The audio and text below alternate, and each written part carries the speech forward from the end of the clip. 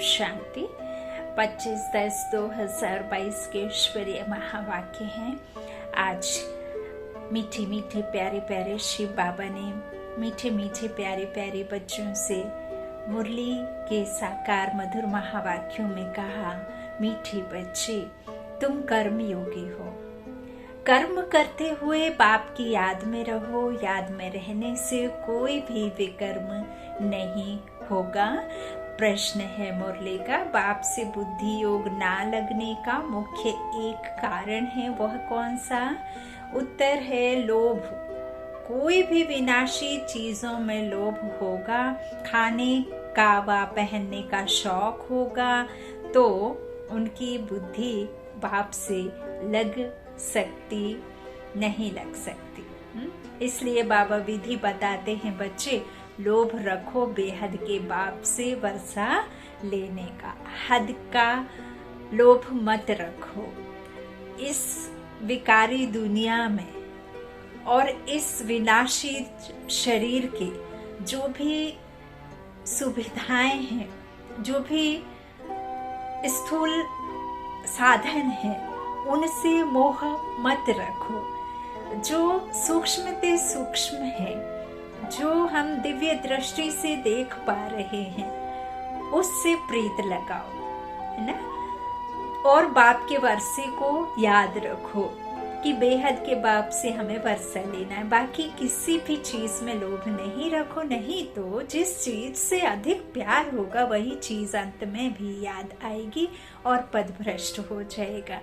और देखिए, जब देह से प्राण निकलते हैं तो यदि आपको कुछ स्थूल साधनों से, अपने धन दौलत से या किसी मनुष्य के साथ में लोभ जो मोह होगा, तो फिर इतने जल्दी छूट नहीं सकता ना। शरीर तो कष्ट में जाएगा फिर तो, और पद भी भ्रष्ट आएगी। जो अंत में याद आएगा उससे फिर परमात्मा की याद में रहेंगे, तब तो सदगति होगी ना। तो यही बाप आज समझा रहे हैं। गीत है जाग सजनिया जाग। ओम शांति। अभी यह तो बच्चे जानते हैं, यूं तो सारी दुनिया में सब कहते हैं कि हम सभी आपस में भाई भाई हैं, वी आर ऑल ब्रदर्स। परंतु क्यों नहीं उन आत्माओं को यह समझ में आता है कि हम बाप के बच्चे हैं? जब तक हम इस बात को नहीं समझेंगे बुद्धि से कि हम सर्व आत्माएं, जो इस शरीर में बैठी हुई प्रकृति के बीच विराजमान जो एक लाइट है, जो लाइट का शरीर है, जिसे परमात्मा ने आत्मा कहा है, और परमात्मा ने आकर के हमें इस लाइट के, इस दिव्य चक्षु का, इस आत्मा के तीसरे नेत्र का जो ज्ञान दिया है, वह परमात्मा का बच्चा है आत्मा। और हम सर्व आत्माओं का पिता बाप है परमात्मा। इस नाते हम आपस में ब्रदर्स हैं। बाबा कहते लेकिन कोई जानता नहीं है कि बाप के हम बच्चे हैं, वह रचयिता है, हम रचना है। जानवर तो नहीं कहेंगे हम ब्रदर्स हैं। मनुष्य ही समझते हैं और कहते भी हैं कि हम सब ब्रदर्स हैं। रचता बाप एक है, उसको कहा जाता है परम पिता परमात्मा। ऐसे हो नहीं सकता कि बहन को भाई कहें। जब सब अपने को आत्मा समझते हैं तब कहते हैं हम आपस में भाई भाई हैं। सिवाय आत्मा के और कुछ हो नहीं सकता। एक बाप के जिस्मानी बच्चे तो इतने नहीं हो सकते। अभी तुमको अच्छी तरह याद है कि हम आपस में भाई भाई हैं। बाप बैठ बच्चों को पढ़ाते हैं। भगवानो बाज, हे बच्चों, तो बहुतों को पढ़ाते हैं ना। बच्चों माना बहुत सारे, बच्चा तो नहीं कहते ना, तो बहुतों को पढ़ाते हैं। सिर्फ ऐसे नहीं कहेंगे हे अर्जुन, एक का नाम नहीं लेंगे, सबको पढ़ाते हैं। स्कूल में मास्टर कहेंगे ना, हे बच्चों अच्छी तरह पढ़ो, है तो स्टूडेंट।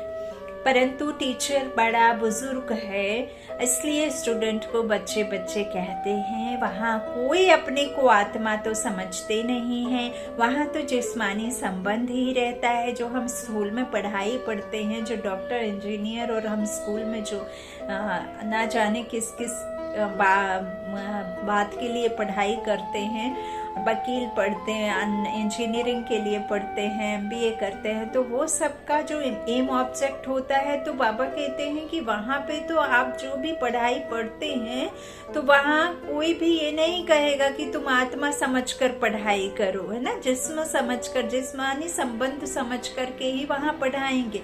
बाबा कहते जैसे गांधी को बापू का मर्तबा दे दिया है, मेयर को भी फादर कहते हैं, ऐसे मर्तबे तो बहुतों को देते हैं। लेकिन जो गांधी जी ने अपनी कुर्बानी दी, ना तो उससे सदगति हुई, और ना जो डॉक्टर पढ़ाई पढ़ते हैं उस ज्ञान से आपकी सदगति होगी, और ना जो हमने शास्त्र आदि पढ़े उससे सदगति होनी है। हमारी सदगति ऐसा कौन सा उच्चते उच्च ज्ञान है जिसके द्वारा होनी है? तो यह उच्चते उच्च ज्ञान सागर का ज्ञान है, बेहद के बाप का ज्ञान है, जिससे फिर सर्वात्माओं की सदगति होगी। वही एक परमात्मा है जो आत्मा का आकर नॉलेज देता है। बाबा कहते हैं इस तरह जो हम कहते हैं, यहाँ तो तुम समझते हो कि हम सब भाई हैं ना, लेकिन जो जिस्मानी स्कूलों में ऐसे नहीं समझते हैं। तो बाबा कहते यहाँ मैं आया हूँ किसको पढ़ाने के लिए? जिसको गॉड फादर कहते हैं, यह गॉड नहीं कहेंगे, है ना। सब आत्माएं जानती हैं कि वह हमारा कौन है? बाप है, जिसको गॉड फादर कहते हैं। बाबा कहते हैं यह आत्मा ने कहा हमारा गॉड फादर है, लौकिक फादर को गॉड नहीं कहेंगे। तुम जानते हो हम आत्मा हैं, बाबा हमको पढ़ाने आए हैं, अर्थात पतितों को पावन बनाने आए हैं। हमको पतित से पावन बनाकर और फिर पावन दुनिया का मालिक बनाते हैं। यह बातें कोई भी जानते नहीं। यहाँ तुम जानते हो, जानते हुए भी फिर कर्म करने में भूल जाते हो। याद में रहो तो विकर्म नहीं होगा। कर्मयोगी तो तुम हो ही। सन्यासियों का है कर्म संन्यास, सिर्फ ब्रह्म तत्व से योग लगाते हैं, परंतु सारा दिन तो योग लगा नहीं सकते। सन्यासियों का है कर्म संन्यास, सिर्फ ब्रह्म तत्व से योग लगाते हैं, परंतु सारा दिन तो योग लगा नहीं सकते। ब्रह्म में जाने के लिए योग रखते हैं, समझते हैं ब्रह्मा को याद करने से हम ब्रह्म में लीन हो जाएंगे, परंतु सारा दिन तो ब्रह्म को याद नहीं कर सकते, और उस याद से विकर्म भी विनाश नहीं होते हैं। गाया हुआ है पतित पावन, बाप तो बाप ही है, ऐसे तो नहीं कहते पतित पावन ब्रह्म अथवा पतित पावन तत्व, सब बाप को ही पतित पावन कहते हैं। ब्रह्म को कोई फादर नहीं कहते, ना ब्रह्म की कोई तपस्या करते। शिव की तपस्या करते हैं, शिव का मंदिर भी है, तत्व का मंदिर बन सकेगा क्या? ब्रह्म में तो अंडे या सदृश आत्माएं रहती हैं, इसलिए शास्त्रों में ब्रह्मांड कहा है। यह नाम कोई है नहीं, वो घर हैं जैसे आकाश तत्व में कितने साकारी मनुष्य रहते हैं, वैसे वहाँ फिर आत्माएं रहती हैं। तुम बच्चे जानते हो बाबा से हम ड्रामा के आदि मध्य अंत कई नॉलेज सारे राज को जानकर, सारे झाड़ की नॉलेज समझकर मास्टर बीज रूप बन जाते हैं। परम पिता परमात्मा में सारी नॉलेज है, हम उनके बच्चे हैं, वह बैठ समझाते हैं। इस कल्प वृक्ष की उत्पत्ति, पालना और संहार कैसे होता है, यह सर्व आत्माओं का बाप ही समझा सकता है, जिसमें नॉलेज हो। उत्पत्ति कहने से जैसे नई दुनिया उत्पन्न करते हैं, स्थापना अक्षर ठीक है, ब्रह्मा द्वारा पतितों को पावन करते हैं। पतित पावन अक्षर जरूर चाहिए। सतयुग में सब सदगति में है, कलयुग में सब दुर्गति में है। क्यों कैसे दुर्गति हुई यह कोई को पता नहीं। गाते भी हैं सर्व का सदगति दाता एक है। आत्मा समझती है यह एक खेल है। बाप की महिमा गाते हैं सदा शिव, सुख देने वाला शिव। गाते भी हैं दुख हरता सुख करता। भारत में लक्ष्मी नारायण का राज्य था, अब तो नहीं है। लक्ष्मी नारायण को भगवती भगवान कहते हैं क्योंकि गॉड ने उन लॉर्ड की रचना की, तो इसलिए उनको भगवान की बनाई जो रचना है उसको भगवती भगवान कहते हैं। उन्हों की राजधानी किसने स्थापन की? भगवान निराकार है, उसने आत्माएं, उनसे आत्माएं वर्षा पाती हैं। शरीर वर्षा नहीं पाता, शरीर तो वर्षा पाता है हद के पिता से, है ना। लेकिन अलौकिक और पारलौकिक पिता, तो पारलौकिक बाप से आत्माएं वर्षा पाती हैं और वह भी 21 जन्म के लिए, है ना, सुख प्राप्त करती हैं। यहाँ बाबा कहते हैं तो यह सब आत्माएं वर्षा मेरे द्वारा पाती हैं। आत्मा ही 84 जन्म लेते लेते गिरती आती हैं, गिरते गिरते दुर्गति को पाती हैं। यह बात समझानी है। परमात्मा सर्वव्यापी नहीं है, वह बाप सदगति दाता है। हम सब भाई भाई हैं, ना कि बाप। बाप समान बन सकते हैं लेकिन बाप कोई बन नहीं सकता, ऐसे थोड़े ही कहा जाता। फादर ने ब्रदर का रूप धरा है? नहीं। इसलिए पहले यह बताओ कि परम पिता परमात्मा से तुम्हारा क्या संबंध है। लौकिक संबंध को तो सब जानते हैं। आत्माओं का है निराकार बाप, उनको हेवनली गॉड फादर कहते हैं। फादर ने जरूर नई रचना का मालिक बनाया होगा। अभी हम मालिक नहीं हैं, हम सुखी थे, दुखी किसने बनाया यह नहीं जानते। आधा कल्प से रावण का राज्य चला है तो भारत की यह हालत हुई है। भारत परम पिता परमात्मा की बर्थ प्लेस है। भारत में भगवान आया है, जरूर स्वर्ग स्थापन किया होगा। शिव जयंती भी मनाई जाती है। तुम लिख भी सकते हो हम फलाना बर्थडे मना रहे हैं, तो मनुष्य वंडर खाएंगे यह क्या कहते हैं, बधाई भी दो। बताओ, हम पतित पावन सदगति दाता परम पिता परमात्मा शिव की जयंती मना रहे हैं। उस दिन बहुत शादमाना करना चाहिए। बाबा कहते हैं सर्व की सदगति दाता की जयंती कम बात है क्या। एरोप्लेन द्वारा पर्चे बड़े बड़े शहरों में गिराने चाहिए तो अखबारों में भी पड़ेगा।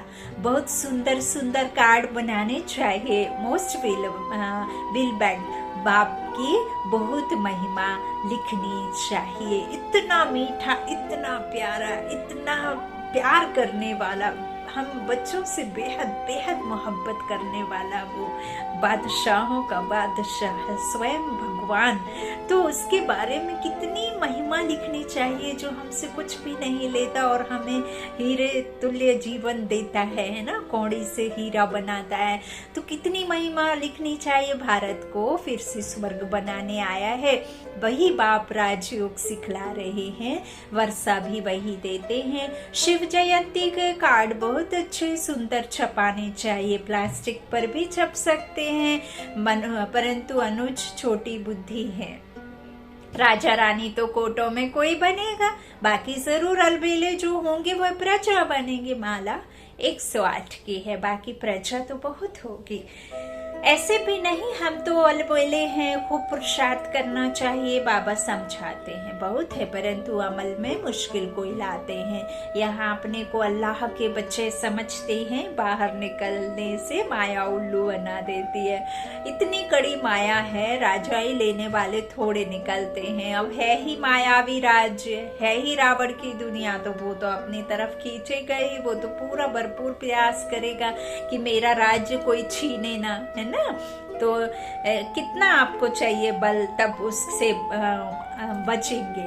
तो बाबा कहते इस तरह से बाहर निकलने से उल्लू बन जाते हैं, इतनी कड़ी माया है। राजाई लेने वाले थोड़े निकलते हैं। चंद्रवंशी को भी हम नापास कहेंगे क्योंकि वो सतयुग में थोड़ी आएंगे। तुम सबकी पढ़ाई और पद को जानते हो। दुनिया में रामचंद्र के पद को कोई जानता होगा। बाबा अच्छी तरह समझाते हैं कैसे हम शिव जयंती के लिए फर्स्ट क्लास निमंत्रण बनावे जो मनुष्य चक्रित हो जाए। अब शिवरात्रि के लिए अभी से तैयारी हो जानी चाहिए, है ना। विचार सागर मंथन गाया हुआ है। शिव बाबा को थोड़े ही विचार सागर मंथन करना है, यह बच्चों का काम है।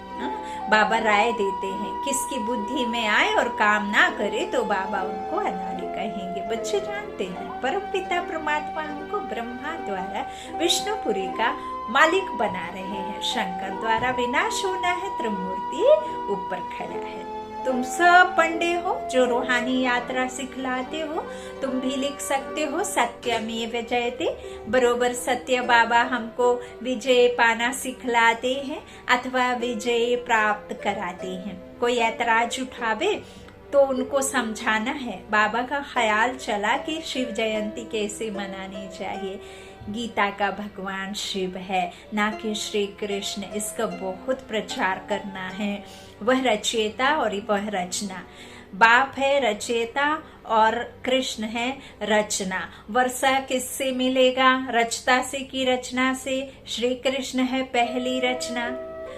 दिखाया है सागर में पीपल के पत्ते पर श्री कृष्ण आया। यह है गर्भ महल की बात, ना कि कोई पीपल के पत्ते से निकल जाएगा। यह संभव नहीं है। बाबा कहते हैं गर्भ महल की बात है। स्वर्ग में गर्भ महल में मौज रहती है, यहाँ नरक में गर्भ जेल में फटकते हैं। सतयुग में गर्भ महल, कलयुग में गर्भ जेल होता है। श्री कृष्ण का चित्र कितना अच्छा है। नरक को लात मार रहे हैं और श्री कृष्ण जो है हाथ में क्या है? सतयुगी दुनिया। तो श्री कृष्ण के 84 जन्म भी लिखे हुए हैं। भगवान उवाच, तुम अपने जन्मों को नहीं जानते हो, मैं तुमको बतलाता हूँ। तो जिसने पूरे 84 जन्म लिए हैं उनको ही समझाता हूँ। कितना सहज है। साथ में मैनर्स भी चाहिए। लोभ रखना चाहिए बेहद के बाप से। वर्षा लेने का और कोई चीज का लोभ नहीं, इसलिए ऐसी कोई चीज अपने पास नहीं रखनी चाहिए जो बुद्धि जाए, नहीं तो पदभ्रष्ट हो जाएगा। देह सहित जो कुछ है सबसे बुद्धि निकालनी है और एक बाप को याद करना है। कोई मनुष्य बहुत फर्नीचर रखने वाला होगा तो मरने समय वो याद आता रहेगा। आपके पास में खूब महंगी महंगी लाखों 10-10 हजार के साड़ियाँ होंगी, ज्वेलरी होगी लाखों करोड़ों की, तो आपका जब प्राण निकलेंगे तो निकलेगा नहीं निकलेगा। उस माया में, उस संपत्ति में, उस स्थूल धन में ही आपकी बुद्धि अटकी रहेगी, है ना। तो बाबा कहते इस तरह से वो याद आएगा। जिस वस्तु से जास्ती प्यार होगा वह पिछाड़ी में याद जरूर आएगी। बाप बच्चों को समझाते हैं कोई भी चीज लोभ के वश छिपा कर मत रखो। यज्ञ से हर चीज मिल सकती है, छिपा के कुछ रखा तो बुद्धि जरूर लटकेगी। बाबा का फरमान है, शिव बाबा का भंडारा है, बच्चों को सब कुछ मिलना है। ऐसा भी ख्याल नहीं आना चाहिए कि फलाने को साड़ी अच्छी पड़ी है ना, हम भी पहने। बाबा कहते हैं अरे तुम बाप से राजाई का वर्षा लेने आई हो कि सारे का वर्षा लेने आए हो। जो अच्छी सर्विस करते हैं उन पर सब कुर्बान जाते हैं। बोलो हम सिवाय शिव के भंडारे से मिले हुए और कुछ पहन नहीं सकती। हम यज्ञ से ही लेंगी तो बाबा की याद रहेगी, है ना। बाबा के भंडारे से लेंगी तो बाबा की याद आएगी, हमसे आपसे लेंगे तो आपकी हम उनकी याद आएगी, है ना। बाबा की कैसे याद आएगी? तो मना करो कि हम बाबा से ही लेंगे, उनकी याद में रहेंगी। शिव बाबा के भंडारे से यह मिला है, नहीं तो चोरी आदि की आदत पड़ जाती है। अरे यहाँ सेक्रीफाइस त्याग करेंगे तो वहाँ बहुत फर्स्ट क्लास चीजें मिलेंगी। शिव बाबा कहाँ कहाँ बच्चों की परीक्षा भी लेते हैं। सामने वाले निमित्त से इतना इतना देते हैं बाबा, दिलवाते हैं निमित्त बनवा करके, फिर उनको परखते हैं कि ये बाबा का बच्चा है और सामने वाली निमित्त बनी आत्मा का जिससे मिल रहा है स्थूल धन या कुछ भी उसका है। तो बाबा कहते परीक्षा भी लेते, देखते हैं कितना देह अभिमान है। तुम्हारा वायदा है, जो खिलाएंगे, जो पहनेंगे, जैसे चलाएंगे, जैसे कहेंगे, जैसे खिलाएंगे, जैसे पिलाएंगे, वैसे ही रहेंगे, है ना। तो जो पहनाएंगे आदि दिल में समझना है चाहिए, यह शिव बाबा देते हैं। इतनी फर्स्ट क्लास अवस्था होनी चाहिए, यह शिव बाबा देते हैं। बाबा से पूरा वर्षा लेना है तो श्रीमत पर पूरा पूरा पुरुषार्थ करो, बाबा की राय पर चलो, बाबा मम्मा कहते हो तो पूरा पूरा फॉलो करो, सबको रास्ता बताओ। बाबा से वर्षा मिला था, अब फिर मिल रहा है। याद की यात्रा करते रहो, बाबा समझाते हैं तुम जितना रुस्तम बनेंगे उतना माया जोर से आएगी। तुम मूंझते क्यों हो? कोई बच्चे को बाबा लिखते हैं, तुम तो बहुत अच्छी सर्विस करने वाले हो, माया के तूफान आएंगे, क्या सारी आयु ब्रह्मचर्य में रहेंगे? बुढ़ापे में भी आकर चक्री लगेगी, शादी करें यह करें, माया बूढ़े को भी जवान बना देगी, ऐसा फटकाएगी, तुम डरते क्यों हो? भल कितना भी तूफान आए, बाबा को याद करने से बच जाएंगे। अच्छा, मीठे मीठे सिकीलाधे बच्चों प्रति माता पिता बाप दादा का याद प्यार और गुड मॉर्निंग। रूहानी बाप के रूहानी बच्चों को नमस्ते।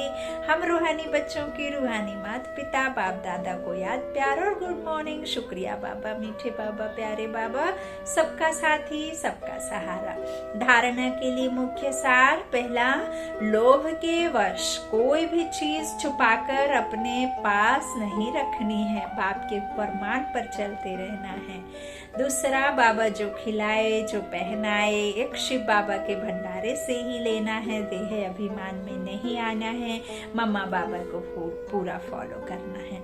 अब इस बात को लेकर के गृहस्थ में बहनें बैठी, माताएं बहनें बैठी हैं जो बिजनेस आदि करते हैं, जो यूनिफॉर्म पहन के जिनको जाना रहता है, कंपलसरी यूनिफॉर्म पहनकर जॉब के लिए जाना है, उन सबको जो कुछ एक रूल के मुताबिक पहनना है, वो यह समझना बैठे कि बाबा ने ऐसा कहा है अब नहीं पहनूंगा तो देखो आपको वहाँ भी कर्म में जो आप जिस कर्म में जिस ड्रामा में आपको भेजा है उस ड्रामा को आपको भली भांति निभाना है, उनका भी मानना है, बाबा का भी मानना है, देह अभिमान में नहीं पहनना है। तो यह उन बच्चों के लिए बाबा कहते हैं जो बाबा के समर्पित भाई बहन 24 घंटे बाबा उनका पालना कर रहे हैं, उन भाई बहनों को बाबा लिखते हैं। ऐसा नहीं कि स्थूल में जो अलग अलग ड्रामा के सीन में है वह सब यह समझ करके वो करें। तो यह बात विशेष ध्यान रखनी है कि बाबा करोड़ों आत्माएं हैं, करोड़ों आत्माओं के लिए बाबा मुरली में ही लिखा करते हैं, इसीलिए बात अपने ऊपर मत ले जाइएगा और बाबा की पढ़ाई को नहीं छोड़नी है और ऐसा कुछ नहीं करना है। बाबा सबको अपने अपने तरीके से लिफ्ट देते हैं, तो आप समझ सकते हैं कि किसको क्या बाबा कहते हैं। अच्छा, वरदानी बाप का वरदान है, सर्व खजानों को बांटते और बढ़ाते सदा भरपूर रहने वाले बालक सो मालिक भव। बाप ने सभी बच्चों को एक ऐसा खजाना देकर बालक सो मालिक बना दिया है। खजाना सबको एक जैसा मिला है, लेकिन यदि कोई भरपूर नहीं है तो उसका कारण है कि खजाने को संभालना व बढ़ाना नहीं आता है। बढ़ाने का तरीका है बांटना और संभालने का तरीका है खजाने को बार बार चेक करना। अटेंशन और चेकिंग। अटेंशन देते देते टेंशन में नहीं आ जाना। अटेंशन का मतलब होता ही है टेंशन फ्री होना। ऐसा नहीं है कि बाबा के अटेंशन बाबा ने कहा तो हम टेंशन में आ जाए, है ना। तो अटेंशन और चेकिंग, बुद्धि रूपी दर्पण में चेक एंड चेंज करना है। तो चेकिंग, यह दोनों पहरे वाले ठीक हो तो खजाना सदा सेफ रहता है। स्लोगन, हर कर्म अधिकारीपन के निश्चय और नशे से करो तो मेहनत नहीं करनी पड़ेगी। हर कर्म अधिकारीपन के निश्चय और नशे से करो तो मेहनत नहीं करनी पड़ेगी। बालक सो मालिक। बाबा ने क्या कहा? ट्रस्टी बनकर रहो। तो ट्रस्ट करोगे तब तो ट्रस्टी बनाओगे उसे, है ना। बाप को सब कुछ देना है और बाप का सब कुछ लेना है। बाप को देना है ट्रस्टी बनकर, और ट्रस्ट बनकर बालक भी बनाना है ना। तो उसका सब कुछ तुम्हारा और हमारा सब कुछ उसका। तो बाबा का मेरा और मेरा बाबा का। अच्छा, ओम शांति। शुक्रिया बाप दादा, शुक्रिया आप सभी भाई बहनों के स्नेह का, प्यार का। आपको गुड नाइट। आप सभी भाई बहनों को गुड नाइट। ओम शांति। ओम शांति।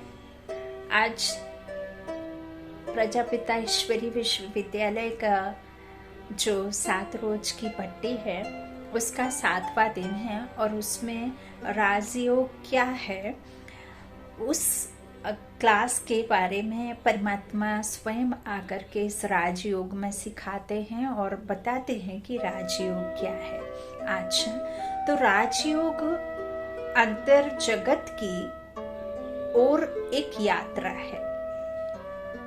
यह स्वयं को जानने या यूं कहें कि पुनः पहचानने की यात्रा है। राजयोग अर्थात अपनी भागदौड़ भरी जिंदगी से थोड़ा समय निकालकर शांति से बैठकर आत्मनिरीक्षण करना। इस तरह के समय निकालने से हम अपनी चेतना के मर्म की ओर लौट आते हैं। इस आधुनिक दुनिया में हम अपनी जिंदगी से इतने दूर निकल आए हैं कि हम अपनी सच्ची मन की शांति और शक्ति को भूल गए हैं। फिर जब हमारी जड़ें कमजोर होने लगती हैं तो क्या होता है, हम इधर उधर के आकर्षणों में फंसने लग जाते हैं और यही से हम तनाव महसूस करने लग जाते हैं।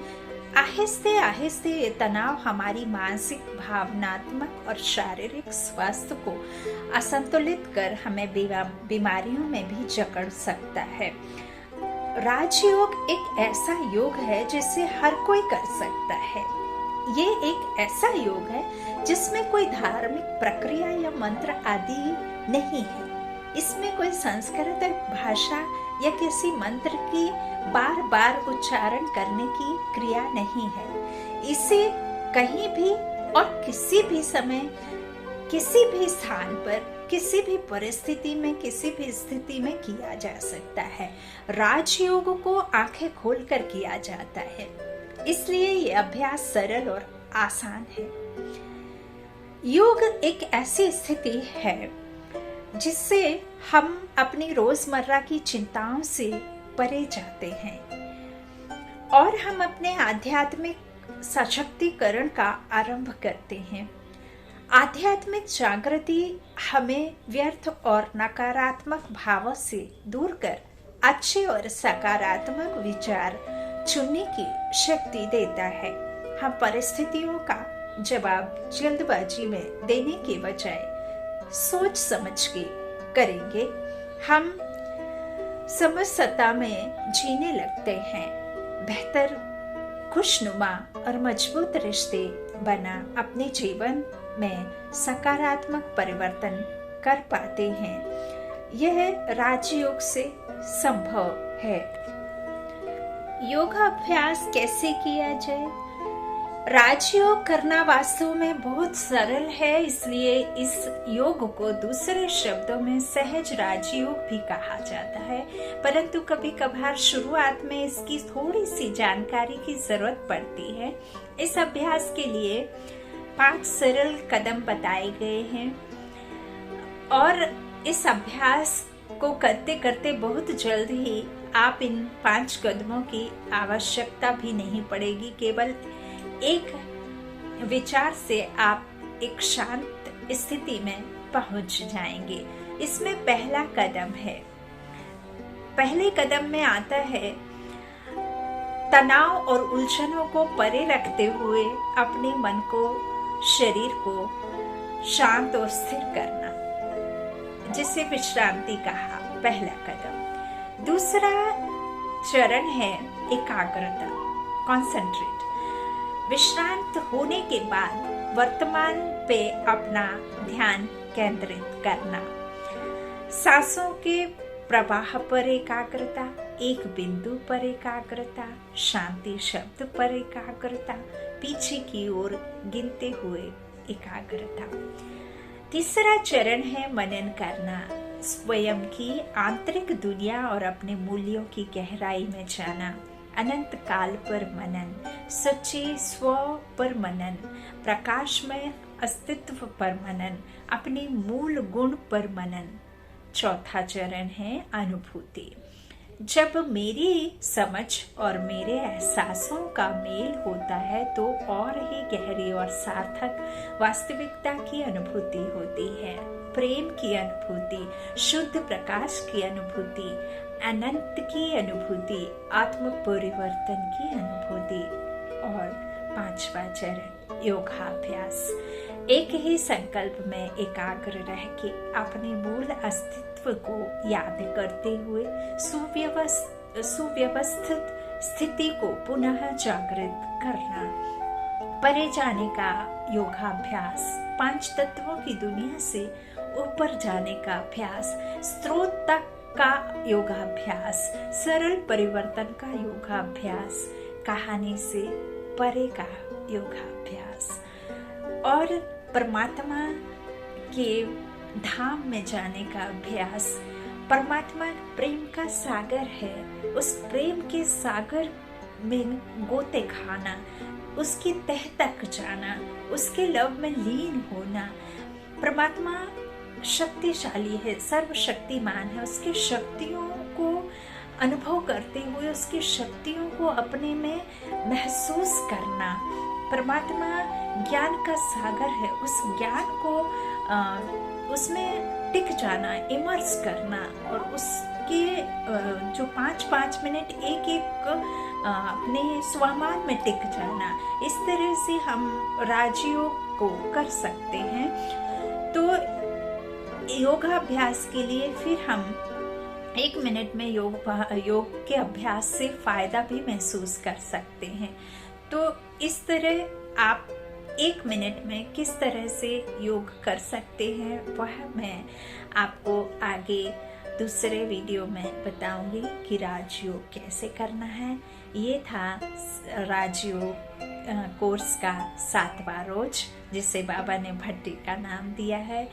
उम्मीद है आप सभी को यह कोर्स करके बहुत अच्छा अनुभव हुआ होगा और खुद को जानकर, परमात्मा को जानकर, इस मनुष्य रूपी सृष्टि को जानकर, 3 लोकों के बारे में जानकर और इस कल्प वृक्ष के बारे में जानकर हमारी दुर्गति, सदगति, रावण राज्य, राम राज्य, सतयुग, त्रेता, द्वापर, कलयुग, संगम युग, जो भी हमने परमात्मा के इस राजयोग अभ्यास में या इस 7 दिन के कोर्स में जाना समझा, वही बेहद का राज है, यही सत्य राज है। और यही सत्यता हमारे जीवन में हम बुद्धि से जब धारण करते हैं तो हमारे जीवन में परिवर्तन होता है और हम नेगेटिविटी से पॉजिटिविटी में आते हैं।